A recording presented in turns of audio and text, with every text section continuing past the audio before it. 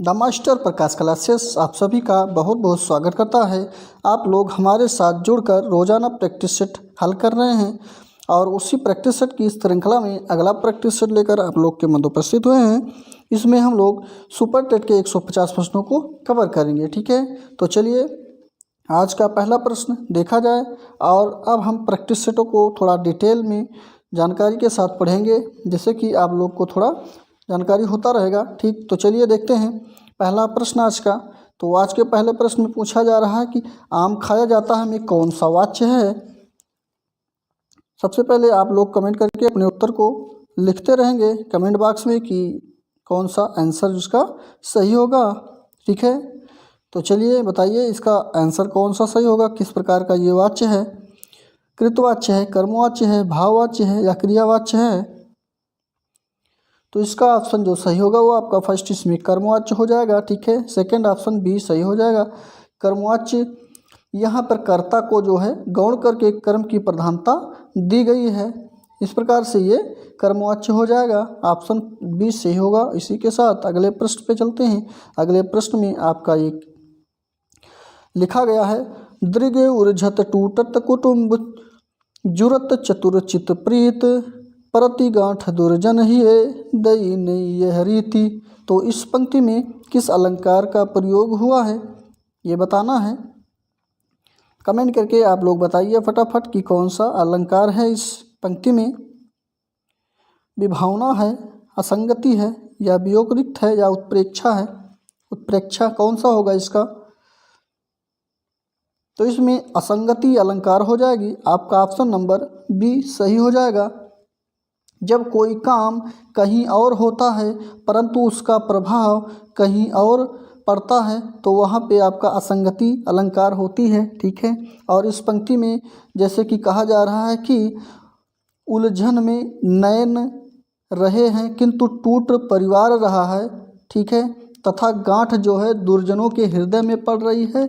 और ठीक है, तो गांठ जो है दुर्जन मतलब क्या कहते हैं, दुश्मन या दुर्जन कह सकते हैं, उनके जो है हृदय में पड़ रहा है। तो यहाँ पे असंगति अलंकार का ये उदाहरण हो जाएगा। ऑप्शन बी सही हो जाएगा। नेक्स्ट पे चलेंगे। अगले प्रश्न में पूछा जा रहा है कि रचना के अनुसार कौन सा वाच्य का भेद नहीं है। तो वाच्य का कौन सा भेद नहीं है, तो सभी लोग जानते हैं वाच्य तीन, माफ़ कीजिएगा वाच्य नहीं, वाक्य जो है वाक्य का भेद नहीं है।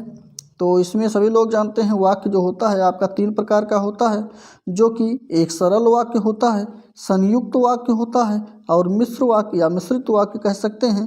ठीक है, तो ये तीनों सही हो जाएगा। पदबंध कोई वाक्य जो है नहीं होता। ऑप्शन नंबर डी इसका राइट आंसर हो जाएगा। ठीक, नेक्स्ट को देखेंगे। और अगर पदबंध की बात करते हैं तो ये एक क्या होता है, एक वाक्यांश होता है। ठीक, नेक्स्ट पे चलेंगे। नीलगाय में कौन सा समास होगा ये बताना है। तत्पुरुष समास होगा, अव्ययी भाव समास होगा, कर्मधारय होगा या द्वंद्व समास हो जाएगा। तो नीलगाय में नीली है जो गाय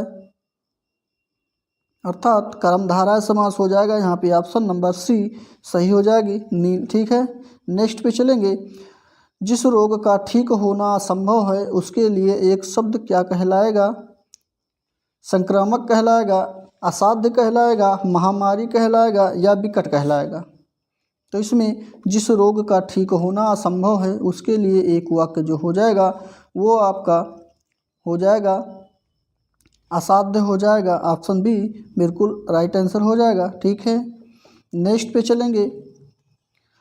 वह कवि जो तत्काल कविता करे के लिए एक शब्द, बहुत अच्छा प्रश्न है। और इसमें जो छुआछूत फैलाने वाले को मतलब कि कह सकते हैं छुआछूत से जो बीमारी फैलती है या रोग होता है उसको संक्रमण कहा जाता है। ठीक है, और अगले प्रश्न को जो हम लोग देखे थे, वह कवि जो तत्काल कविता करे उसके लिए एक शब्द जो हो जाएगा वो आंसू कवि हो जाएगा। ऑप्शन नंबर सी इसका राइट आंसर हो जाएगा। ठीक, नेक्स्ट पे चलेंगे। कवि बिहारी मुख्यतः किस रस के कवि कहलाते हैं।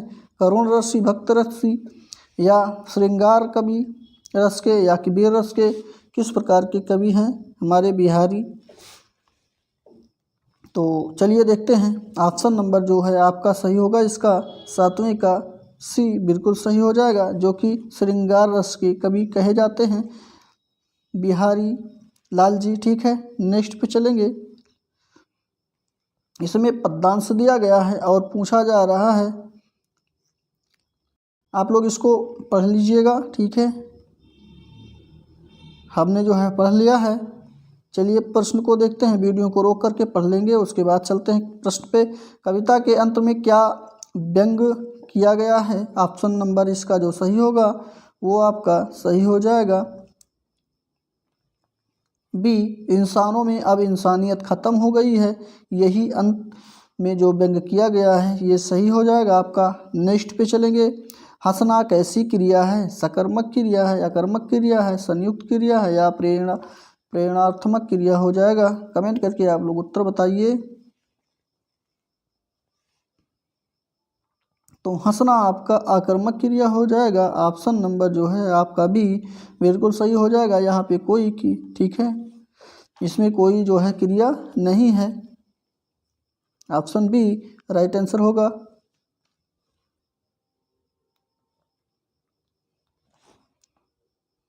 नेक्स्ट पे चलेंगे। पूर्णिमा शब्द का विपरीतार्थ शब्द क्या होगा? यहाँ पे आप लोग कमेंट करके बताइएगा। विभावरी होगा, निशीथ होगा, अमावस्या होगी या कालिमा होगी? तो पूर्णिमा का जो विलोम शब्द या विपरीतार्थ कह सकते हैं वो आपका अमावस्या होता है। ऑप्शन जो है सी बिल्कुल सही हो जाएगा। इसी के साथ अगले प्रश्न को देखेंगे। तद्भव शब्द पहचानना है। गांव, अमृत, उच्च और एकत्र में कौन सा तद्भव होगा? कमेंट करके बताएंगे आप लोग उत्तर को।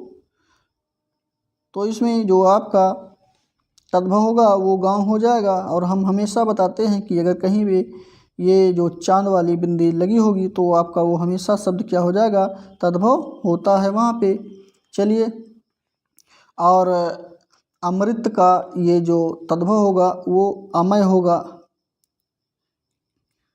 उसको कहेंगे अमीय। ठीक है, आ माँ पे छोटी ई की मात्रा और या हो जाएगा। और यहाँ पे उच्च का ऊंचा होता है और एकत्र का इकट्ठा होगा। नेक्स्ट पे चलेंगे।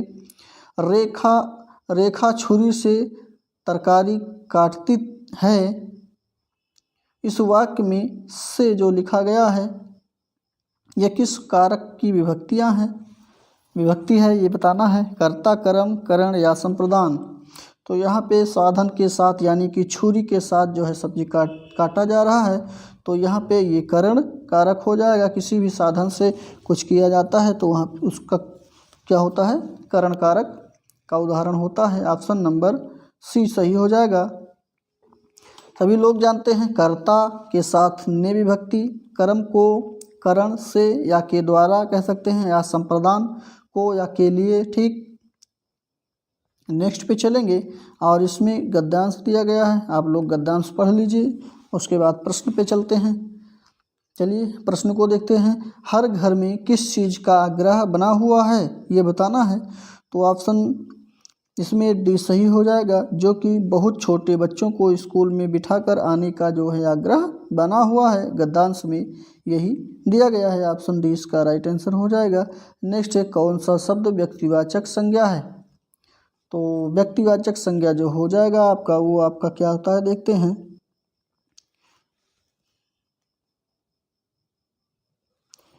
तो 14 नंबर में ऑप्शन यमुना जो है ये आपका व्यक्तिवाचक संज्ञा हो जाएगा, क्योंकि यमुना एक नदी का नाम है। ठीक, सभी लोग को मालूम है।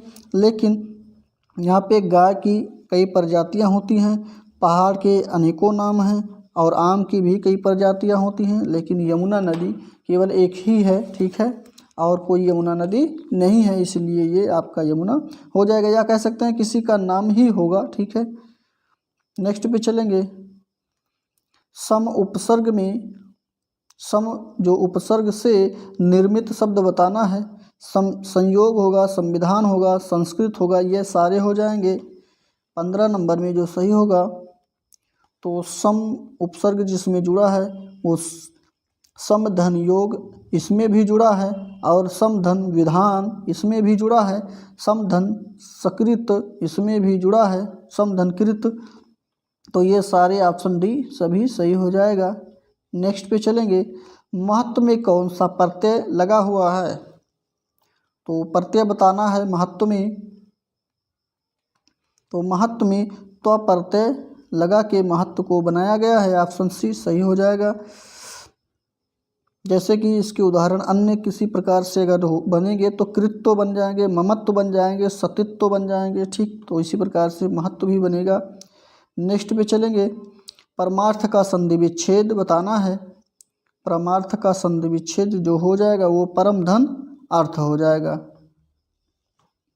ठीक है। और ये जो है आपका दीर्घ स्वर संधि का उदाहरण इसका सही होगा। नेक्स्ट पे चलेंगे, भाषा की सबसे छोटी इकाई बताना है। तो भाषा की सबसे छोटी इकाई क्या होगा?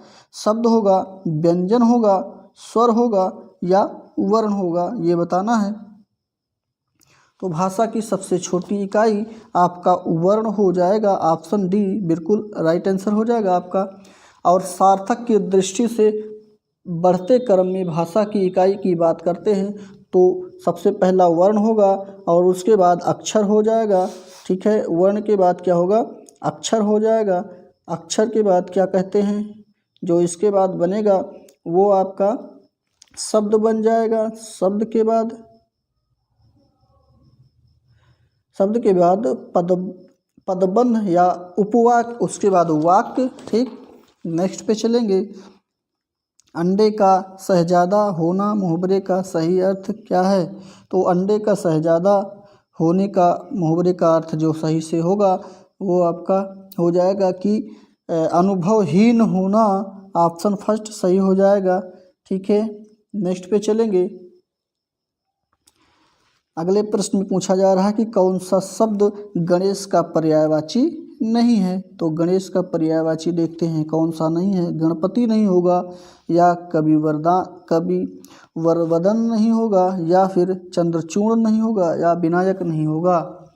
तो इसमें जो गणेश की पर्यायवाची नहीं है वो आपका चंद्रचूड़ जो है नहीं है, बल्कि चंद्रचूड़ अगर बात करते हैं तो यह शिव की पर्यायवाची होता है, ऑप्शन सी इसका राइट आंसर हो जाएगा, ठीक है। नेक्स्ट पे चलेंगे, और तीनों जो है आपके गणेश के पर्यायवाची हैं। नेक्स्ट पे चलेंगे तो अगले प्रश्न में पूछा जा रहा है कि शुभ प्रत्याहार में कितने प्रत्यय होते हैं? तो शुभ प्रत्याहार में कितने प्रत्यय होते हैं ये बताना है। 20, 21, 22, 24 कमेंट करके आप लोग उत्तर को बताएंगे।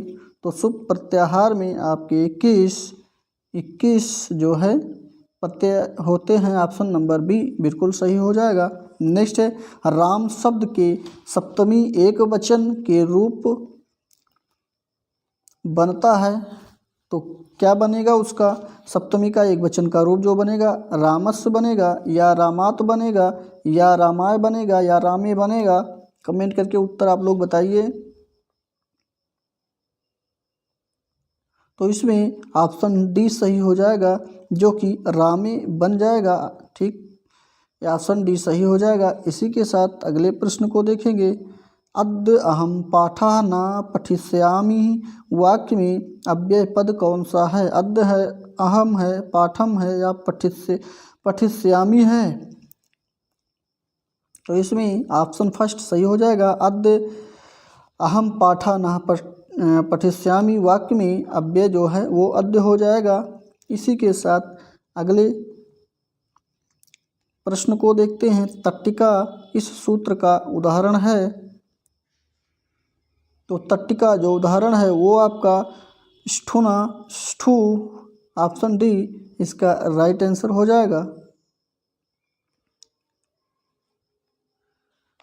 नेक्स्ट पे चलेंगे, भोः प्लस अनम शब्द का संधि पद क्या होगा? भोः प्लस अनम शब्द का संधि पद जो होता है वो भावनम, भवनम, भगवंतम क्या हो जाएगा? कमेंट करके आप लोग उत्तर बताइए इसका। तो इसमें ऑप्शन नंबर आपका सी बिल्कुल सही हो जाएगा, जो कि भो प्लस अनम का संधि विच्छेद भवनम हो जाएगा। ठीक, ऑप्शन सी सही हो जाएगा। इसी के साथ अगले प्रश्न को देखेंगे। शुष्क पत्रम पद में कौन सा समास है? तत्पुरुष समास है, द्वंद्व समास है, कर्मधारय है या बहुब्रीहि है? तो शुष्क पत्रम में जो समास हो जाएगा वो आपका ये कर्मधारय समास हो जाएगा, और इस जिसका अर्थ होता है नीर समर्पण। जिस तात्पर्य इसका यह है कि निरसत्ता पत्ते का विशेषण है। ठीक है, और कर्मधारय समास में प्रथम शब्द या तो द्वितीय का विशेषण होना चाहिए या द्वितीय संज्ञा शब्द जो होता है वो संज्ञा होनी चाहिए। ठीक है, नेक्स्ट पे चलेंगे। तो भिन्नार्थानां मित्रार्थनामः भय हेतु सूत्र का उदाहरण वाक्य क्या है ये बताना है। पहला, दूसरा, तीसरा, चौथा। कमेंट करके आप लोग बताइए कौन सा इसका सही होगा। तो इसका जो ऑप्शन सही हो जाएगा वो आपका फर्स्ट ही ऑप्शन सही होगा, रक्षमा पापात, बिल्कुल सही हो जाएगा। इसी के साथ अगले प्रश्न को देखते हैं। जनार्दनः शब्द की उचित उत्पत्ति है। ऑप्शन फर्स्ट सही होगा, सेकंड सही होगा, थर्ड सही होगा या फोर, ABCD के रूप में आप लोग बताएंगे। इसका जो है उचित उत्पत्ति क्या होगा? तो 28 में ऑप्शन नंबर बी बिल्कुल सही हो जाएगा, जो कि जन प्लस अर्ध प्लस ऋच प्लस ल्यूट सही हो जाएगा, बी ऑप्शन। नेक्स्ट को देखेंगे। नेक्स्ट में चोर्यति में धातु कौन सा है? तो चोर्यत में जो धातु हो जाएगा वो आपका ये चुर हो जाएगा, ऑप्शन बी बिल्कुल सही हो जाएगा। चुर का तात्पर्य है चुराना से है। ठीक है, इसी के साथ अगले प्रश्न को देखेंगे। अगले प्रश्न में संस्कृत का गद्यांश दिया गया है, आप लोग इसको पढ़िएगा, उसके बाद प्रश्न को देखेंगे। तो पहला प्रश्न जो है इसका गद्यांश का, उसमें पूछा जा रहा है प्रस्तुत गद्यांश का समुचित शीर्षक कौन है? तो समुचित शीर्षक जो है गद्यांश का वो आपका पर्याग है, ऑप्शन डी बिल्कुल सही होगा इसका। डी ऑप्शन सही होने के साथ अगले प्रश्न पे चलेंगे, और अब हम लोग इंग्लिश के प्रश्नों को फटाफट करेंगे। ठीक है, तो इंग्लिश में आपका इरेड बताना है। तो चलिए बताइए कि इसमें कौन सा सही हो जाएगा। तो 31 नंबर में ऑप्शन बी जो है आपका सही हो जाएगा। ऑफ ए मैन इसमें जो है इरेर है। ठीक है, ऑफ ए मैन के स्थान पे ए ना होकर के ऑफ मैन होता है, यही इरेर आपका हो जाएगा, बी ऑप्शन आपका यहाँ पे इरेर होगा, सही हो जाएगा ऑप्शन बी। नेक्स्ट पे चलेंगे, और दूसरे यानी 32 नंबर में the police asked us about your movement on A night of the crime, इसमें कौन सा एरर है या नो एरर है?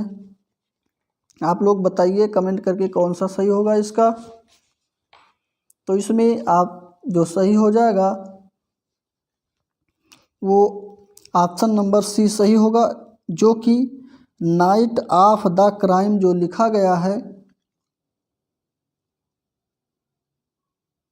तो ऑन ए नाइट लिखा गया। देखिए आप लोग सी ऑप्शन में ऑन ए नाइट जो लिखा गया है, यहाँ पे ऑन द नाइट होगा, ए नाइट नहीं होता है। ठीक है, तो यहाँ पे ऑप्शन सी आपका सही हो जाएगा। नेक्स्ट है कंप्लीट सेंटेंस करना है, जो खाली स्थान है वहाँ पे क्या भरा जाएगा, नो, न्यू, नोन या नोस।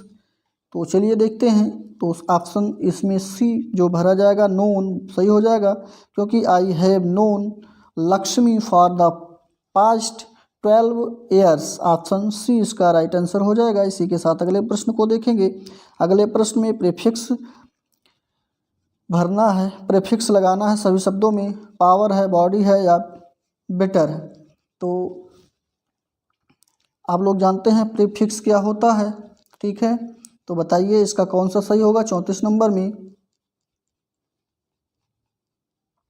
तो प्रीफिक्स का मतलब होता है जो शब्द के पहले जुड़ जाए, जैसे पावर शब्द आपका लिखा है तो इसके पहले जो जुड़ता है उसी को उसमें जो पहले जुड़ जाता है उसी को कहा जाता है प्रीफिक्स, ठीक। और जो बाद में जुड़ते हैं उसको सफिक्स। जैसे हम लोग हिंदी में प्रत्यय और उपसर्ग को पढ़ते हैं उसी प्रकार से इंग्लिश में प्रीफिक्स और सफिक्स होता है। तो इसमें 34 नंबर में फर्स्ट ऑप्शन आपका सही हो जाएगा, इम, बिल्कुल सही हो जाएगा, ठीक है। तो बॉडी के साथ इम्बॉडी हो जाएगा और बीटर के साथ हो जाएगा इम्बीटर। नेक्स्ट पे चलेंगे, पावर तो जान ही रहे हैं, पावर के साथ जुड़ेगा तो इम्पावर हो जाएगा। नेक्स्ट पे चलेंगे और इसमें नाइदर ऑफ देम जो अंडरलाइन किया गया है, neither of them went to the cinema, तो इसमें पूछ रहा है कि अंडरलाइन जो है इसमें कौन सा गलत नहीं है, ये पूछ रहा है। तो 35 नंबर में ऑप्शन आपका डी सही हो जाएगा, इसमें कोई भी इम्प्रूवमेंट नहीं है, कोई भी गलती नहीं है, ठीक है। ऑप्शन डी सही होगा। नेक्स्ट पे चलेंगे, इसको पश्चिम वॉइस में बनाना है। Dear dog bite our neighbours yesterday, 26 में ऑप्शन नंबर सी सही हो जाएगा। इसका पश्चिम वॉइस जो बनेगा आपका, our neighbours was beaten by their dogs yesterday. Next को देखेंगे और इसमें भी आपका नरेशन बताना है, डायरेक्ट इनडायरेक्ट जिसको हम लोग कहते हैं, ही सेड, उसके बाद कामा इन्वर्टेड कामा के अंदर लिखा है I am going to college just now. Comment करके बताइए इसको जो हम लोग नरेशन में बदलेंगे तो क्या हो जाएगा इसका। तो इसका जो बन जाएगा ऑप्शन नंबर आपका सी सही हो जाएगा, जिसमें बनेगा he said that, comma inverted comma के स्थान पे डैट लगा देंगे, उसके बाद he was going to college just then, option C सही हो जाएगा। नेक्स्ट पे चलेंगे और इसमें आपको सनानियम चूज करना है। जो यहाँ पे शब्द लिखा गया है इसका सनानियम क्या होगा। लोकेशियस का सनानियम जो होता है वो आपका ये टाल्केटिव हो जाएगा। ऑप्शन नंबर फर्स्ट ही इसका सही हो जाएगा, जिसका तात्पर्य है बातूनी। नेक्स्ट पे चलेंगे और यहाँ पे कंप्रीहेंशन है, आप लोग पढ़िएगा, ये 5 लाइन को जो कंप्रीहेंशन है इसको पढ़िए। क्वेश्चन को देख रहे हैं इसके बाद, what is the meanings of the word queer as used in the poem. 39 में ऑप्शन नंबर सी बिल्कुल सही होगा, ठीक है। नेक्स्ट को देखेंगे, यहाँ भी कंप्रीहेंशन ही दिया गया है, इसको पढ़िए आप लोग। उम्मीद है हमें कि आप लोग को ये पूरा दिख रहा होगा। उसके बाद 40 नंबर प्रश्न को देखते हैं। 40 नंबर में लिखा है advertisements are successful when he respond to them. तो इसका ऑप्शन जो सही होगा वो डी ऑप्शन बिल्कुल सही हो जाएगा, जो कि इमोशनली बिल्कुल राइट आंसर होगा। नेक्स्ट पे चलेंगे, विज्ञान के प्रश्न को देखेंगे। समतल दर्पण की फोकस दूरी कितनी होती है। तो समतल दर्पण की जो फोकस दूरी होती है वो आपका कितना हो जाएगा, कमेंट करके आप लोग पहले बताइए। 0 होगा, अनंत होगा, 25 सेंटीमीटर होगा या -25 सेंटीमीटर हो जाएगा। तो समतल दर्पण की फोकस दूरी अनंत होती है, ऑप्शन बी इसका राइट आंसर हो जाएगा, जान लीजिए आप लोग, ठीक है। और इसी के साथ अगले प्रश्न को देखे हैं। अगले प्रश्न में पूछा जा रहा है कि ये आपका लगाने का सवाल है, ठीक है। वायु में प्रकाश की चाल ये दिया गया है, इतना है, और मीटर पर सेकंड है, और इतना अपवर्तनांक दिया गया है, कांच की चाल बतानी है इसमें। तो आप लोग जो है इसको हल करेंगे तो प्रकाश की चाल जो होती है वो आपका होता है दूरी बटे समय से निकाल सकते हैं इसको। जैसे कि ये आपकी चाल दिया गया है, ठीक है, एक तरफ आप लोग इसको हल करिएगा। इसका ऑप्शन जो हम बताते हैं जो सही हो जाएगा, क्योंकि पेन सही से चल नहीं रहा है, तो ऑप्शन इसका जो सही होगा यहाँ पे दूसरा क्या कहते हैं फर्स्ट ऑप्शन ही सही हो जाएगा। ठीक है।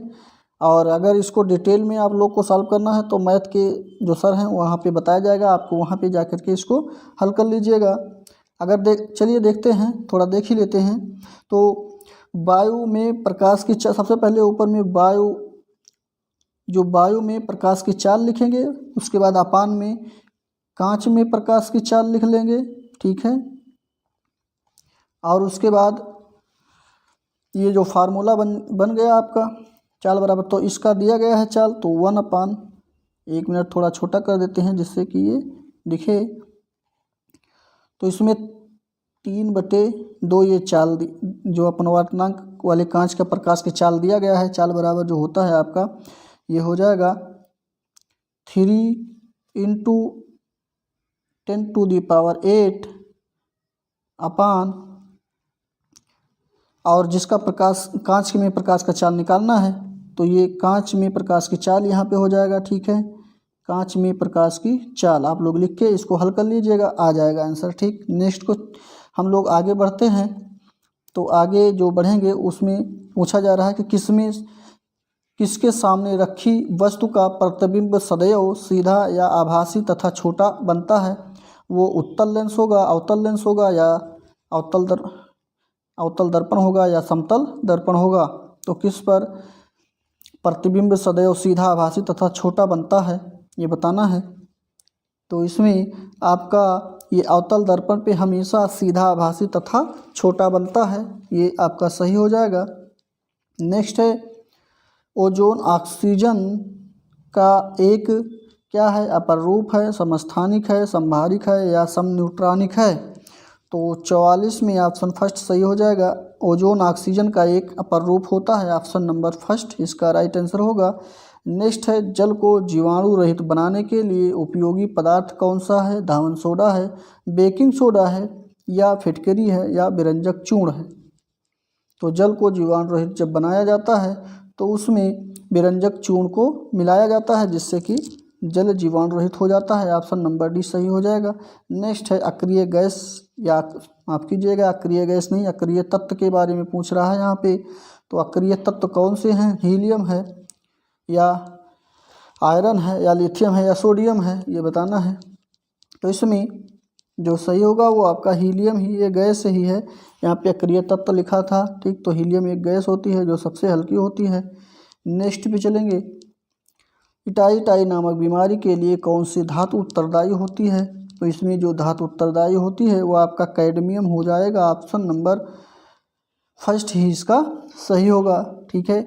और अगर बात करते हैं मिनी माता की जो बीमारी हो जाता है वो पारे की अधिकता से होता है, जिसको हम लोग चेचक के नाम से जानते हैं। इसी के साथ अगले प्रश्न पे चलते हैं। अगले प्रश्न में हार्मोन क्या है ये बताना है। कमेंट करके आप लोग भी बताते रहेंगे। प्रोटीन होगा, अमीनो अम्ल होगा, या साधारण कार्बोनेट होगा, या जटिल कार्बोनेट हो जाएगा। तो 48 में जो ऑप्शन सही होगा वो हार्मोन एक प्रोटीन होती है, ऑप्शन नंबर फर्स्ट इसका राइट आंसर हो जाएगा। ठीक। नेक्स्ट को देखेंगे तो नेक्स्ट में मनुष्य के मस्तिष्क का कौन सा भाग ताप नियंत्रित करता है। बहुत अच्छा प्रश्न है। तो जो मनुष्य के आंतरिक भाग में जो ताप को नियंत्रित करता है वो आपका हाइपोथैलेमस कहलाता है, ये आपका सही हो जाएगा। नेक्स्ट को देखेंगे आवृतबीजी एंजियोस्पर्म में निषेचनोपरांत बीज कवच किसमें बनता है, द्वितीय केंद्रक में, मध्यावरण में, या अंडाशय भित्त में, या भ्रूण कोश में। बताइए कौन सा सही होगा इसका। तो 50 नंबर में ऑप्शन बी सही हो जाएगा। ये मध्यावरण में जो है निषेचन के उपरांत जो है कवच बीज बनता है, ऑप्शन बी राइट आंसर हो जाएगा। नेक्स्ट है मैथ के प्रश्न। तो आप लोग अगर प्रैक्टिस सेट हल कर रहे होंगे तो आप लोग को पता होगा कि सर के द्वारा जो है इस 20 जो सुपर टेट के 20 प्रश्न हैं सीरियल वाइज जो है मैथ के टॉपिकों को वहाँ पे सरलतापूर्वक कराया जा रहा है शॉर्ट ट्रिक से। वहाँ पे आप लोग जाके 20 प्रश्नों को देखा करें। ठीक, हम इसका जिक्र नहीं करेंगे, बढ़ेंगे अगले टॉपिक पे।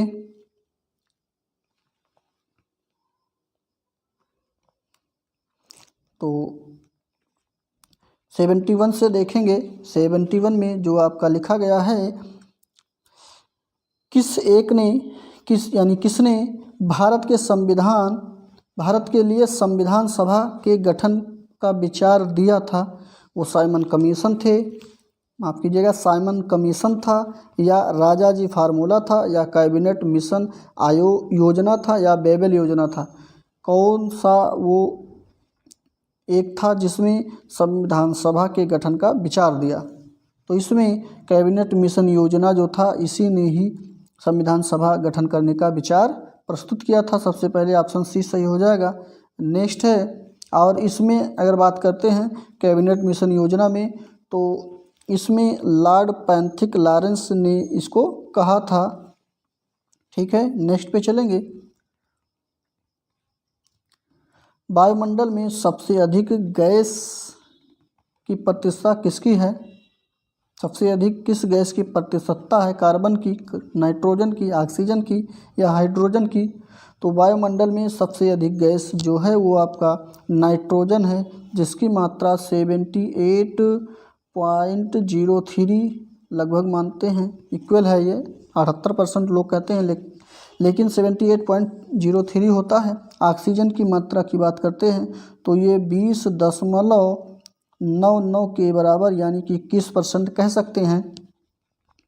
और आर्गन 0.9% होता है। कार्बन की मात्रा जो होती है आपके वायुमंडल में, वो 0.03% के बराबर होती है। यहीं पे हाइड्रोजन 0.01% होता है। ठीक है, नेक्स्ट को देखेंगे। सबसे छोटा महाद्वीप कौन सा है? अंटार्कटिका, एशिया, यूरोप, या ऑस्ट्रेलिया महाद्वीप? चारों में बताना है सबसे छोटा कौन है। तो इसमें सबसे छोटा महाद्वीप जो है वो आपका ऑस्ट्रेलिया हो जाएगा। ऑस्ट्रेलिया महाद्वीप सही होगा, सबसे छोटा यही है इस चारों ऑप्शन के अनुसार। नेक्स्ट पे चलेंगे। सविनय अवज्ञा आंदोलन के रूप में गांधी जी ने दांडी मार्च प्रारंभ किया था, वो कौन सा सन या तारीख था? तो दांडी मार्च की जो शुरुआत हुई थी वो आपका 12 मार्च 1930 को किया गया था। 12 मार्च 1930 ऑप्शन सी में दिया गया है, सही हो जाएगा। और ये है, इसकी शुरुआत जो है साबरमती आश्रम से किया गया था। 78 अनुयायियों के साथ गांधी जी यहाँ से निकले थे और 24 दिनों की यात्रा में 241 मील की दूरी, यानी 390 किलोमीटर की दूरी इन्होंने तय किया था। ठीक, चलिए अगले प्रश्न को देखेंगे। अगले प्रश्न में, किसने महाराष्ट्र में प्रार्थना समाज की स्थापना किया? प्रार्थना समाज की स्थापना किसने किया? सीधा ये होना चाहिए था। तो इसमें ये आत्माराम पांडुरंग ने ही प्रार्थना समाज की स्थापना की थी। ऑप्शन नंबर फर्स्ट सही हो जाएगा। और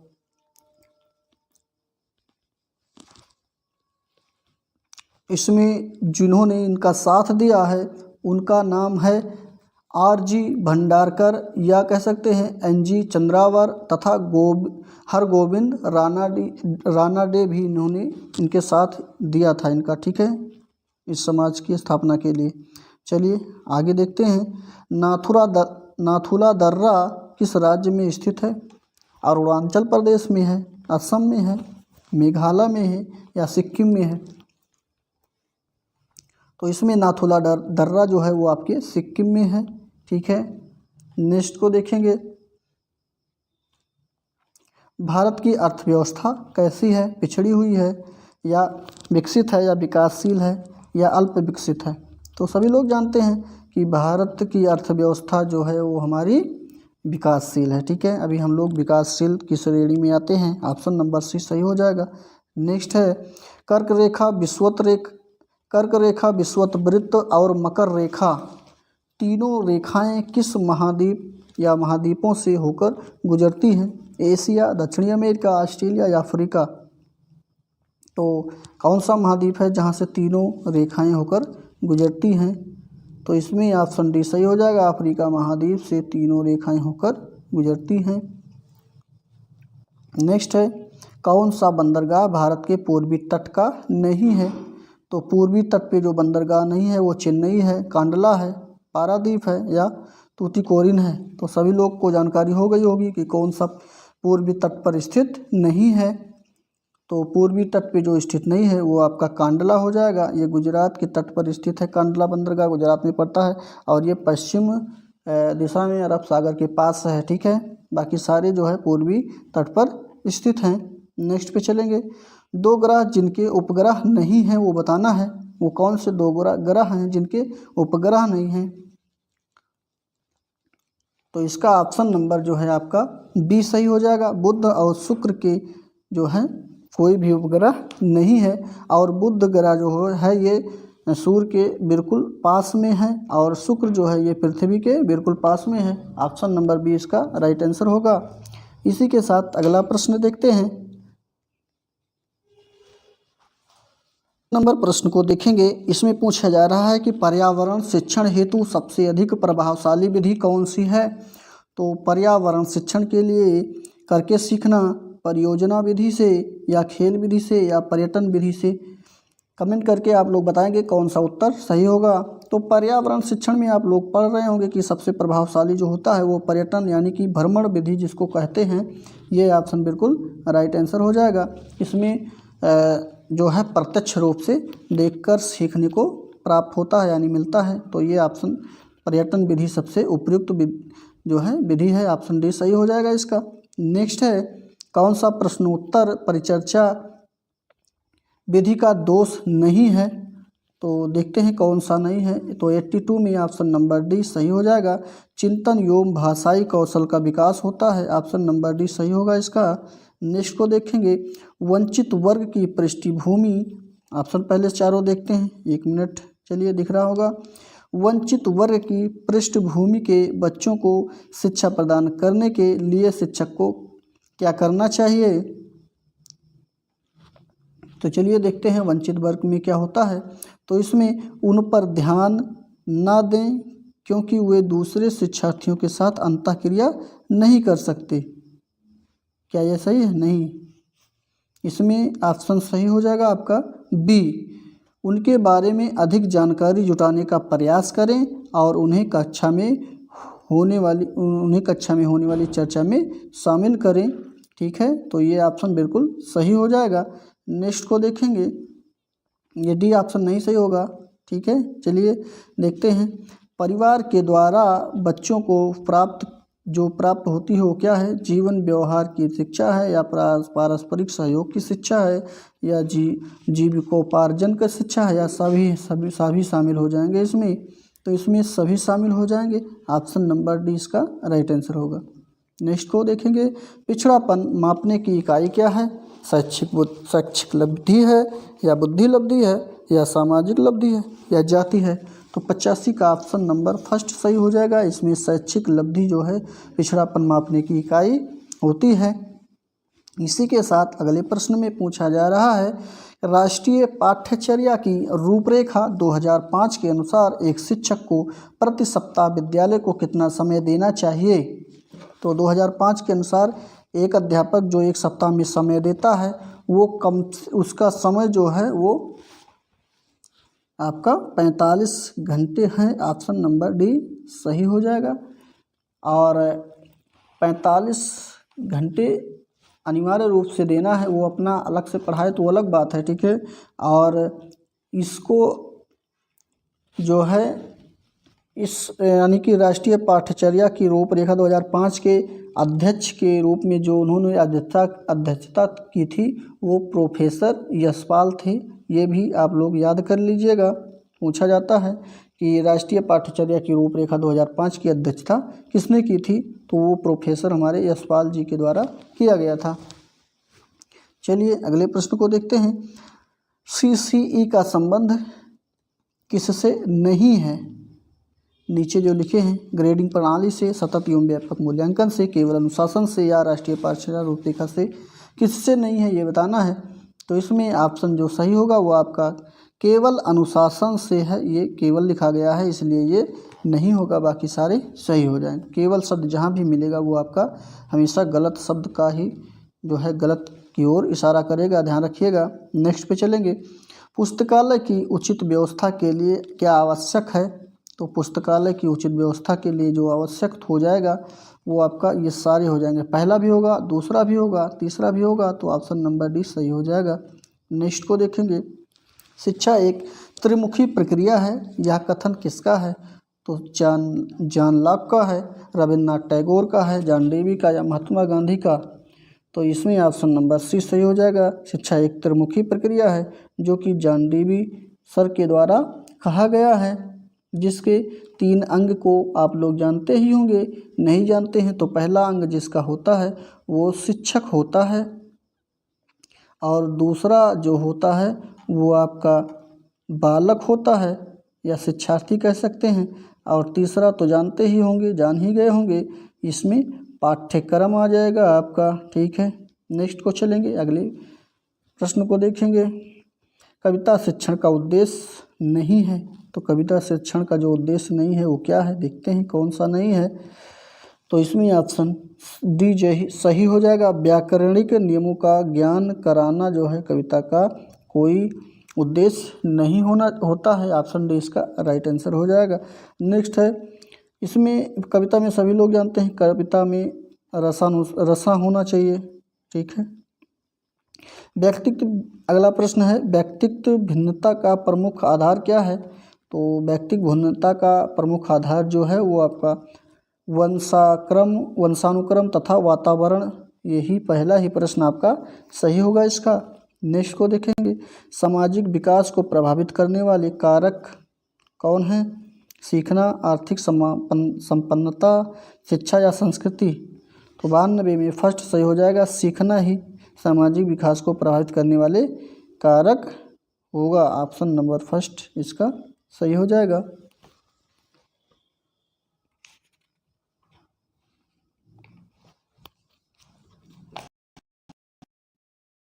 प्रश्न को देखेंगे 93 पे। किशोरावस्था की पहली उल्लेखनीय अवस्था कौन सी है? तो किशोरावस्था की पहली उल्लेखनीय अवस्था जो है वो आपकी शारीरिक परिवर्तन ही है। ऑप्शन नंबर फर्स्ट इसका सही हो जाएगा, क्योंकि किशोरावस्था में होने वाले शारीरिक विकास जो हैं 2 प्रकार के होते हैं। पहला तो बाह्य होगा और दूसरा आंतरिक होगा। यह ऊंचाई, जैसे कि इसकी परिवर्तन में ऊंचाई, भार, आवाज़, दाढ़ी मूंछ आदि के रूप में दिखाई देने लगता है। ठीक है, तो ये ऑप्शन शारीरिक परिवर्तन हो जाता है। नेक्स्ट अगले प्रश्न को देखेंगे। कक्षा में परस्पर संवाद से क्या उभर कर आना चाहिए? तो कक्षा में जो परस्पर संवाद होता है इससे जो उभर कर आता है वो आपका विचार उभर कर आता है। ऑप्शन सी राइट आंसर हो जाएगा। और विचार जब हम लोग करेंगे तो इससे अच्छी अच्छी बातें निकल कर सामने आती हैं। नेक्स्ट को देखेंगे। सूक्ष्म माइक्रो, जिसको हम लोग सूक्ष्म या माइक्रो कहते हैं, उसका अध्यापन अधिक प्रभावशाली किसके लिए होता है? अध्यापन अभ्यास तैयारी करने के दौरान, या अध्यापन अभ्यास के दौरान, या अध्यापन अभ्यास के बाद, या प्रत्येक समय? तो इसमें ऑप्शन बी सही हो जाएगा। अध्यापन अभ्यास के दौरान जो है ये माइक्रो अध्यापन सबसे अधिक प्रभावशाली होता है। Option number B right answer होगा। नेक्स्ट, ज्ञान के वृद्धि करने के लिए उपयुक्त नवीनतम रणनीति क्या है? तो 96 में जो सही होगा वो आपका ऑप्शन नंबर सी सही होगा। वैज्ञानिक विधि ही इसके लिए सबसे उपयुक्त नवीनतम रणनीति है। ऑप्शन सी सही होने के साथ अगले प्रश्न को चलते हैं। और ये इस वैज्ञानिक चिंतन जो होता है ये आपका कह सकते हैं आगमनात्मक तर्क पर जो है कार्य करता है। ठीक है, नेक्स्ट को चलेंगे। गणित में अधिगम नियोग्यता का आकलन निम्नलिखित में से किस परीक्षण द्वारा सर्वाधिक उचित तरीके से किया जा सकता है? तो इसमें ऑप्शन जो सही होता है वो पहला, दूसरा, तीसरा कौन सा सही होगा बताइए कमेंट करके। तो इसमें निदानात्मक परीक्षण सही हो जाएगा। Option number B. नेक्स्ट है, जिस कक्ष में विविध पृष्ठभूमि से विद्यार्थी आते हों वहाँ एक प्रभावी शिक्षक किस प्रकार से होगा? चलिए ऑप्शन दिख रहा होगा आप लोग को, बताइए कौन सा सही हो जाएगा इसका। तो इसमें ऑप्शन बी सही हो जाएगा, जो कि समूह में व्यक्तिगत भिन्नता को बढ़ाने के लिए उसकी सांस्कृतिक जानकारी पर ध्यान देना चाहिए, देना होगा। ऑप्शन बी राइट आंसर हो जाएगा इसका। नेक्स्ट है, विकास के सिद्धांतों के बारे में कौन सा सबसे गलत है? तो उस विकास के सिद्धांतों में कौन गलत है ये बताना है। ऑप्शन दिख रहा है आप लोग को, बताइएगा कौन सा सही होगा इसका। तो इसमें ऑप्शन नंबर डी सही हो जाएगा, जो कि विकास एक परिणात्मक प्रक्रिया है जिसका ठीक ठीक मापन हो सकता है। तो ये गलत हो जाएगा। ठीक है, विकास एक परिणात्मक प्रक्रिया है जिसका ठीक ठीक मापन किया जा सकता है, यही ऑप्शन आपका बिल्कुल गलत हो जाएगा। और बाकी तीनों क्या हैं, सही हैं। नेक्स्ट पे लेकिन इसमें गलत पूछा जा रहा है, इसलिए ऑप्शन डी इसका राइट आंसर होगा। इसी के साथ अगले प्रश्न पे चलेंगे। अगले प्रश्न में पूछा गया है कि आभाषा 3 विद्यार्थी हैं जो अंग्रेजी पढ़ाते हैं, माफ़ कीजिएगा पढ़ते हैं। आ को यह विषय रोचक लगता है और वह सोचता है कि वह अपने भविष्य में सहायक होगा, यानी कि उसके ही भविष्य में सहायक होगा। बा अंग्रेजी इसलिए पढ़ती है क्योंकि वह कक्षा में पहला स्थान प्राप्त करना चाहती है। सा अंग्रेजी विषय इसलिए पढ़ता है क्योंकि उसका प्राथमिक सरोकार उत्तीर्ण होने वाले ग्रेड्स प्राप्त करना है। आ, बा और सा के उद्देश्य क्रमशः क्या है? तो इसमें ऑप्शन नंबर सी सही हो जाएगा, जो कि आ का उद्देश्य है निपुणता और बा का उद्देश्य है निष्पादन उपेक्षा और सा का उद्देश्य है निष्पादन। ऑप्शन नंबर सी इसका राइट आंसर होगा। नेक्स्ट है, विश्व हिंदी दिवस कब मनाया जाता है? और अच्छा प्रश्न है। तो विश्व हिंदी दिवस जो मनाया जाता है वो आपका 10 जनवरी को मनाया जाता है। ऑप्शन नंबर इसका सी जो है बिल्कुल सही हो जाएगा। और 12 जनवरी को राष्ट्रीय युवा दिवस मनाया जाता है। और बालिका दिवस 24 जनवरी को मनाया जाता है, राष्ट्रीय बालिका दिवस। और विश्व कैंसर दिवस 4 फरवरी को मनाया जाता है। नेक्स्ट को देखेंगे, अंतर्राष्ट्रीय परिवार दिवस कब मनाया जाता है? अंतर्राष्ट्रीय परिवार दिवस के बारे में यहाँ पे पूछा जा रहा है। तो अंतर्राष्ट्रीय परिवार दिवस जो मनाया जाता है वो आपका 15 मई को मनाया जाता है। ऑप्शन नंबर पहला है इसका सही हो जाएगा। और 30 मई की बात करते हैं तो 30 मई को आपका हिंदी पत्रकारिता दिवस मनाया जाता है।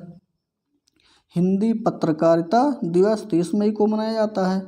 और 2 मई को सभी लोग जानते हैं मातृ दिवस के रूप में हम लोग मनाते हैं। और 31 मई तंबाकू निषेध दिवस है। ठीक, आगे देखेंगे। उत्तर प्रदेश की दूसरी राजकीय भाषा कौन सी है? पहली तो हिंदी है, दूसरी उर्दू हो गई है। ठीक है, तो दूसरी पूछ रहा है यहाँ पे, तो दूसरी राजकीय भाषा उर्दू है। ऑप्शन बी इसका राइट आंसर हो जाएगा, जो कि राजभाषा का दर्जा अगर इसको मिला है तो वो 1989 में इसको मिला था। ऑप्शन नंबर जो है ये सही हो जाएगा इसका। नेक्स्ट को देखेंगे, बिहू किस प्रदेश का लोक नृत्य है? तो 104 में जो बिहू है ये लोक नृत्य है आपका असम का। ठीक है, असम राज्य में बिहू लोक नृत्य होता है। और उत्तर प्रदेश की बात करते हैं तो उत्तर प्रदेश में रासलीला, नौटंकी, झूला, रसेली आदि प्रकार की लोक नृत्य हैं। और पश्चिम बंगाल में कीर्तन, बाउल, जया, काठी तमाम हैं। और महाराष्ट्र में तमाशा, कोली, नाटक ये सब हो जाएंगे। अगले प्रश्न को देखेंगे, यूनेस्को ने किस भारतीय मेले को अमूर्त सांस्कृतिक विरासत सूची में रखा है? तो 105 का ऑप्शन नंबर फर्स्ट ही सही हो जाएगा। ये कुंभ मेला जो है ये अमूर्त सांस्कृतिक विरासत की सूची में इसको यूनेस्को ने रखा है। ऑप्शन फर्स्ट इसका राइट आंसर हो जाएगा। और ये मेला जो है 12 साल के बाद पर जो है लगता है। 4 जगह है, हर 4 साल पे 4 जगह है, 3 साल के 4 अलग अलग स्थानों पर। प्रयागराज, जैसे कि प्रयागराज कह सकते हैं, हरिद्वार कह सकते हैं, नासिक कह सकते हैं, उज्जैन, स्थान 4 हैं, 3 साल के अंतर पर लगता है। पुष्कर मेला की बात करते हैं तो पुष्कर मेला राजस्थान में लगता है। और गंगा सागर मेला कहाँ पे लगता है? गंगा सागर मेला पश्चिम बंगाल में लगता है। और सोनपुर मेला सभी लोग जानते हैं बिहार में है। ठीक, चलिए अगले प्रश्न को देखते हैं। उत्तर प्रदेश में बायोटेक पार्क कहाँ स्थित है? तो उत्तर प्रदेश में बायो पार्क बायोटेक पार्क जो स्थित है वो आपका लखनऊ में स्थित है। ऑप्शन नंबर डी इसका राइट आंसर होगा। नेक्स्ट है, उत्तर मध्य क्षेत्र सांस्कृतिक केंद्र कहाँ स्थित है? तो ये ऑप्शन फर्स्ट सही हो जाएगा, ये इलाहाबाद में आपके स्थित है। ठीक, नेक्स्ट देखेंगे फटाफट, ऐसे प्रश्नों के उत्तर फटाफट देते रहेंगे, आप लोग ध्यान दीजिएगा। तो उत्तर प्रदेश में किस नगर को पूर्व का सिराज कहा जाता है? तो पूर्व का सिराज जिसे कहा जाता है वो जौनपुर है। ऑप्शन नंबर इसका फर्स्ट सही होगा। 9 पे चलेंगे, नैमिषारण्य पवित्र स्थल उत्तर प्रदेश के किस जिले में अवस्थित है? नैमिषारण्य जो स्थित है वो आपका वो क्या कहते हैं ये सीतापुर में स्थित है और सीतापुर जिले में स्थित है। और ये स्थान के बारे में कथा में जो है प्राचीन कथा में प्रचलित है, जहाँ पे महर्षि दधीचि ने राक्षसों का नाश किया था और इसी स्थान को क्या कहते हैं 80,000 ऋषियों की तपोभूमि के नाम से भी जानी जाती है और 30,000 तीर्थों का स्थान भी इसी सीतापुर में इसी नैमिषारण्य को ही कहा जाता है। ठीक है, चलिए अगले प्रश्न को देखते हैं। तो अगले प्रश्न में पूछा जा रहा है कौन सा केंद्रीय विश्वविद्यालय सबसे पहले खुला था? तो सबसे पहले जो विश्वविद्यालय खुला था तो वो BHU वाराणसी में जो है वो खुला था। ठीक है, इस ऑप्शन के अनुसार हम बता रहे हैं, तो इसमें ऑप्शन ये पहला ही सही हो जाएगा, जो कि 1916 में जो है ये इसकी स्थापना किया गया था मदन मोहन मालवीय के द्वारा। ठीक है, और अलीगढ़ 1921 है, लिख लीजिए, सभी का याद भी कर लीजिए, 1921 अलीगढ़ हो जाएगा। और 1989 में ये डॉक्टर भीमराव अम्बेडकर विश्वविद्यालय खोला गया था 1989। और 1887 में जो है ये इलाहाबाद खुला था सबसे पहले, लेकिन दर्जा जो है इसी विश्वविद्यालय का 2005 में मिला है। ठीक है,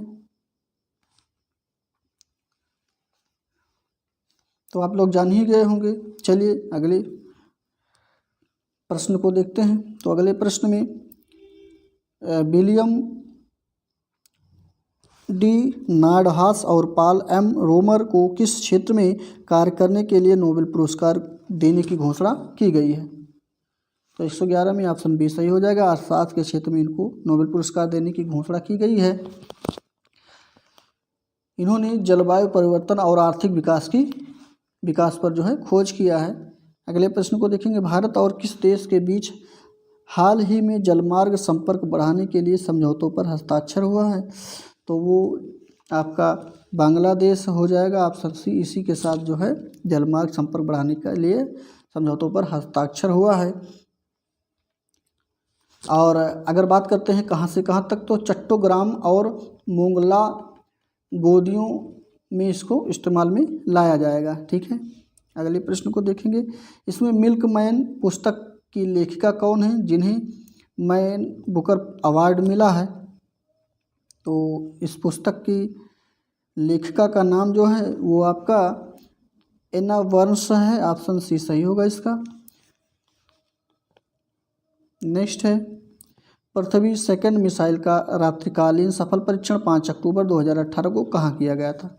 तो इसका परीक्षण जो किया गया था वो चांदीपुर परीक्षण केंद्र से जो है किया गया था, उड़ीसा में जो स्थित है। ऑप्शन बी इसका राइट आंसर हो जाएगा।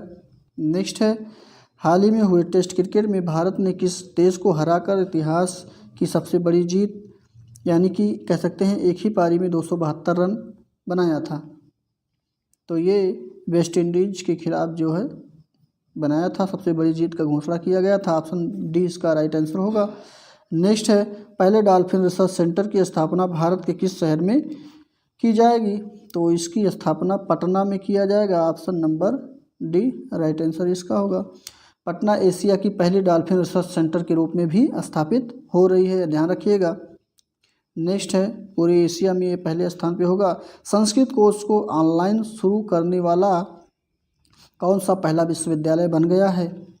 तो ऑनलाइन जो संस्कृत पढ़ाया जा रहा है वो जवाहर लाल नेहरू विश्वविद्यालय, इसका JNU, ये ऑप्शन नंबर बी सही हो जाएगा। ठीक, नेक्स्ट है, उत्तर प्रदेश के मुख्यमंत्री योगी आदित्यनाथ ने राज्य के किस शहर को नाम बदलकर प्रयागराज रखा है?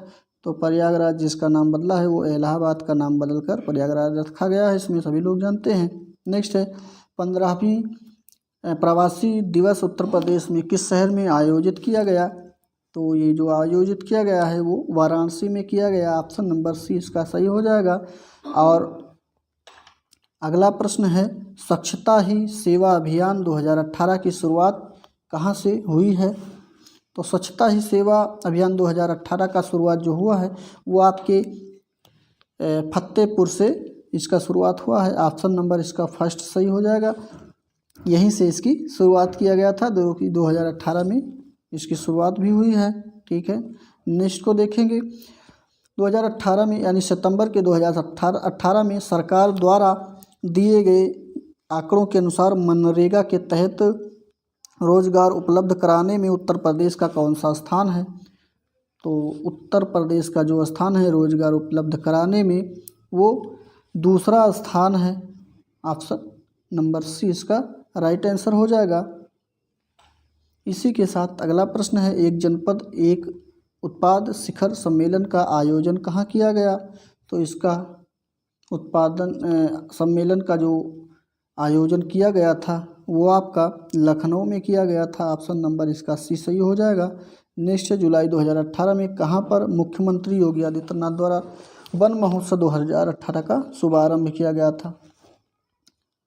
तो इसमें ऑप्शन नंबर सी सही हो जाएगा। ये बाराबंकी में जो है इसकी शुभारंभ किया गया था। इसी के साथ अगला प्रश्न है हमारा 22वां राष्ट्रीय युवा महोत्सव कहाँ आयोजित किया गया था? तो 22वां महाराष्ट्रीय युवा महोत्सव आपके गौतम बुद्ध नगर में आयोजित किया गया था और ये उत्तर प्रदेश का सबसे साक्षर जिला के रूप में भी जानते होंगे आप लोग। नेक्स्ट पे चलेंगे। गीता रिविजेड पुस्तक के लेखक कौन हैं? आप लोग भी कमेंट करके उत्तर बताते रहें। गीता रिविजेड के लेखक जो हैं वो आपके हृदय नारायण दीक्षित जी हैं। ऑप्शन नंबर फर्स्ट इसका राइट आंसर हो जाएगा। लालू लीला सुनील मोदी के द्वारा जो लिखा गया है वो लालू की लीला लिखी गई है और मानसी गुलाटी के द्वारा जो लिखी गई है वो योगा एंड माइंडफुलनेस लिखा गया है। रामेंद्र सिन्हा कर्मयोगी लिखे हैं। ठीक है, रमेश सिन्हा के द्वारा कर्मयोगी को लिखा गया है। अगले प्रश्न पे चलेंगे। भाग्य लक्ष्मी योजना के तहत उत्तर प्रदेश सरकार ने गरीब परिवार में बेटी के जन्म देने पर उसके नाम कितने का बॉन्ड प्रदान करेगी ये बताना है।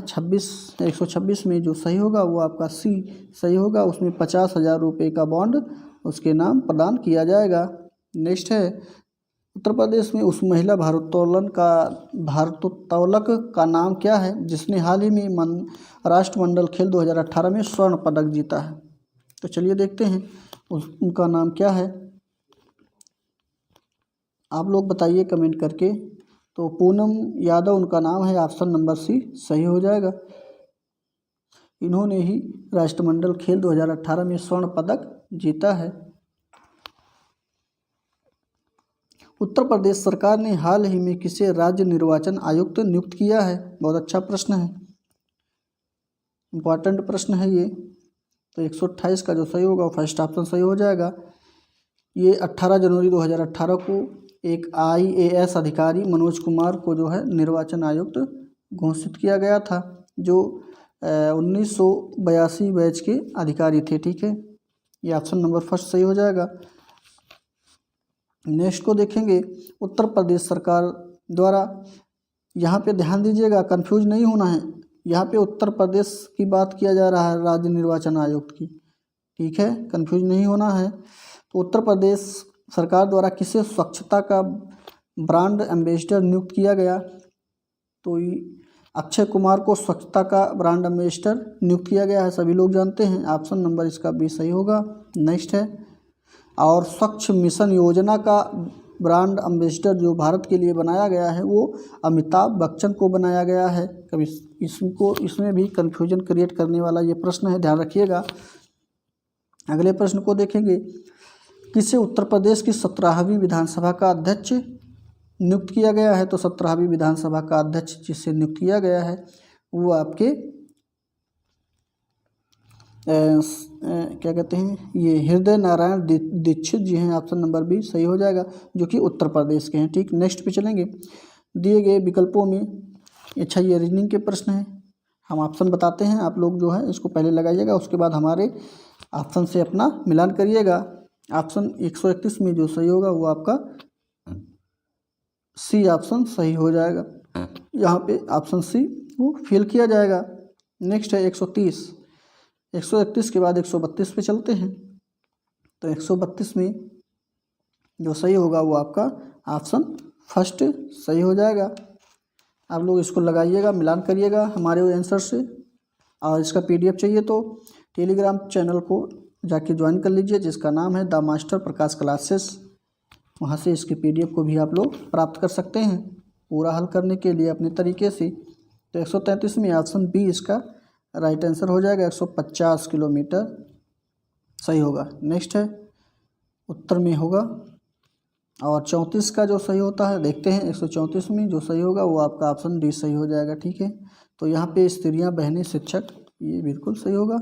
नेक्स्ट है 135 में भी आपका ऑप्शन डी सही हो जाएगा। और 136 पे चलते हैं। 136 में भारत का पहला कंप्यूटर कहाँ स्थापित हुआ ये बताना है। दिल्ली में दिल्ली विश्वविद्यालय में, या भारतीय सांख्यिकी संस्थान में, कलकत्ता जहाँ पे कलकत्ता में जो स्थित है, या प्रधान डाकघर राजस्थान में, या भारतीय औद्योगिक संस्थान कानपुर में।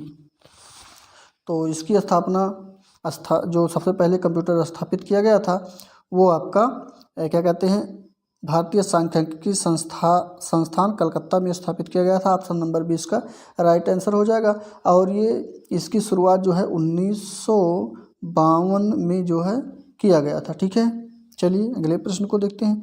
कंप्यूटर में LAN LAN जो होता है इसका पूरा नाम क्या है? तो LAN का पूरा नाम जो होगा लोकल एरिया नेटवर्क हो जाएगा। तो देखिए लोकल एरिया नेटवर्क किसमें है, पहले में ही लिखा गया है local area network, option first सही हो जाएगा। इसका तात्पर्य यह है कि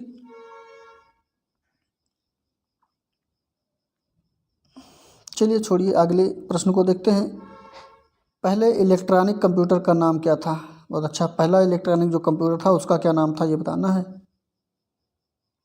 तो उसका ENIAC नाम था, ऑप्शन नंबर फर्स्ट इसका राइट आंसर होगा। कंप्यूटर में IC का क्या अर्थ होता है? तो कंप्यूटर में जो IC का अर्थ होता है वो आपका इंटीग्रेटेड सर्किट होता है। ऑप्शन नंबर जो है इसका कौन सा सही होता है? इंटीग्रेटेड सर्किट, जिसको हम लोग कहते हैं एकीकृत पथ।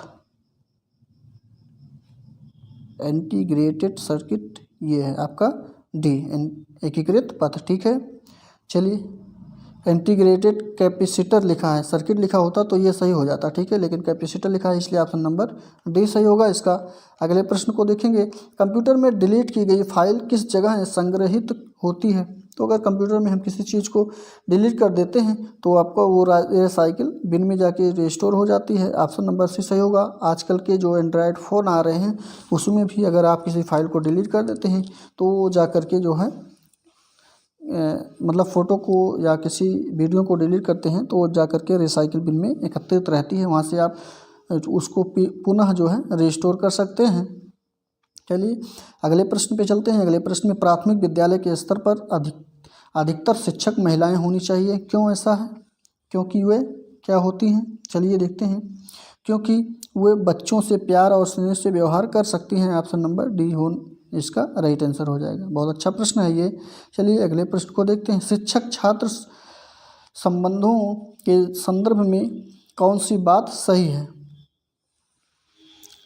चलिए बताइए कौन सा सही बात है। बहुत अनौपचारिक तथा निकट, कक्षा कक्ष तक सीमित, सद्भावनापूर्ण तथा सम्मानपूर्ण, उदासीन। तो 42 नंबर में ऑप्शन सी सही हो जाएगा, सद्भावनापूर्ण तथा सम्मानपूर्ण, ऑप्शन सी सही होगा इसका। नेक्स्ट है प्रेम किस प्रकार का प्रेरक है? तो प्रेम जो प्रेरक है वो आपका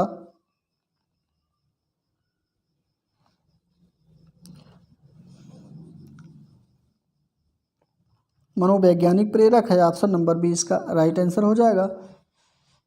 तो मनोवैज्ञानिक प्रेरक जो होते हैं, जैसे कि प्रेरक बल, जैसे कह सकते हैं मनोवैज्ञानिक प्रेरक बल मनोवैज्ञानिक परिस्थितियों के कारण ही उत्पन्न होते हैं, जैसे कि भय, प्रेम, क्रोध, सुख, दुख इत्यादि कह सकते हैं। ठीक है, चलिए अगले प्रश्न को देखते हैं इसी पे। तो इसमें व्यक्तियों में ऐसे कौन से हैं जो बच्चों को, एक ऐसा प्रश्न लिखते हैं, निम्नलिखित व्यक्तियों में से कौन अपने बच्चों या बच्चियों को किस प्रकार से रखते हैं या प्रेरित करते हैं, ये बताना है। तो इसमें ऑप्शन डी सही हो जाएगा, जो कि विज्ञान विषयों में सर्वोच्च अंक पाने पर राकेश कुमार आंतरिक रूप से प्रेरित कर रहे हैं। ठीक है, ऑप्शन नंबर डी इसका राइट आंसर हो जाएगा। प्रश्न का सही तरीका नहीं है, लेकिन इसमें ऑप्शन में कौन सा सही तरीके से लिखा गया है आपको वो ढूंढना है। तो ऑप्शन डी इसका राइट आंसर होगा। ठीक है, चलिए अगले प्रश्न को देखते हैं। छात्रों का ध्यान लक्ष्य की ओर आकर्षित करके उसे प्राप्त करने के लिए प्रेरित करना शिक्षक की एक भूमिका को कौन प्रकट करता है? नेतृत्वकर्ता का, या परामर्शकर्ता का, या परामर्शदाता का, या मार्गदर्शक का, या अनुश्रवणकर्ता का? तो इसमें ऑप्शन 145 में जो है वो सी हो जाएगा। ये मार्गदर्शन का जो है भूमिका प्रकट करता है। ऑप्शन नंबर सी सही होगा इसका। उसी के साथ अगला प्रश्न है, कक्षा कक्ष में अनुशासन कायम रखने के लिए एक शिक्षक को कौन सी क्षमता प्रभावी रूप से होनी चाहिए? तो 146 में ऑप्शन नंबर इसका फर्स्ट सही हो जाएगा, जो कि कक्षा के प्रबंधन की क्षमता होनी चाहिए। ऑप्शन नंबर फर्स्ट सही होने के साथ अगले प्रश्न पे चलेंगे। अगले प्रश्न में कहा जा रहा है कि धर्मनिरपेक्ष राज्य के सांस्कृतिक विरासत को सुरक्षित रखना तथा उसे परिबंधित करके आने वाली पीढ़ी को हस्तांतरित करना मूलतः किसका दायित्व है? शिक्षक का, विधायक का, या विद्यालय का, या सांस्कृतिक मंत्री का? तो इसमें जिसका दायित्व होता है वो कहते हैं उनको विद्यालय का दायित्व होता है। तो ये ऑप्शन नंबर आपका सी सही हो जाएगा। नेक्स्ट है, मूल वे विचार हैं जिनके लिए मनुष्य जीते हैं। तो मूल के संबंध में कौन सा कथन सही है? महात्मा गांधी ने इसको कहा है, या विवेकानंद ने कहा है, या उटावे के द्वारा कहा गया है, या रविंद्रनाथ टैगोर के द्वारा इसको कहा गया है कि मूल वे विचार हैं जिनके लिए मनुष्य जीते हैं? तो ऑप्शन नंबर इसका सही सी हो जाएगा, उटावे के द्वारा इससे को कहा गया है। ठीक, ऑप्शन सी सही होने के साथ अगले प्रश्न को देखेंगे। पुरस्कार वांछित कार्य के साथ सुखद भावना को अनुकूल आचरण व्यवहार द्वारा साहचर्य स्थापित करने में प्रभाव डालने का माध्यम है। यह कथन किसका है? रावर्ण का है, रास का है, टॉमसन का है, या मालविन का है? तो ऑप्शन नंबर सी सही हो जाएगा, टॉमसन। ठीक है, नेक्स्ट को देखेंगे। दंड व पुरस्कार में मूलभूत क्या अंतर होता है? तो दंड व पुरस्कार में मूलभूत जो अंतर होता है वो आपका जो है, कमेंट करके आप लोग बताइए किसका अंतर होता है। चलिए देखते हैं। तो वो अंतर जो है, दंड छात्रों में सुधार की भावना भरता है तथा पुरस्कार प्रेरित करता है। बहुत अच्छा प्रश्न है। दंड और पुरस्कार यही दोनों में इसका अंतर हो जाएगा कि दंड जो देते हैं उसमें जो है भावना सुधार की भावना भरता है, लेकिन पुरस्कार जो होता है वो आपका क्या करता है? वो आपका प्रेरित करता है कि वो और आगे बढ़े मन लगा के पढ़ने में। ठीक है, तो ऑप्शन डी इसका सही होने के साथ आज हम लोग 150 प्रश्नों को सॉल्व कर लिए हैं, और ऐसे ही हमारे साथ बने रहिए। मिलते हैं अगले प्रैक्टिस के साथ, तब तक के लिए बहुत बहुत धन्यवाद।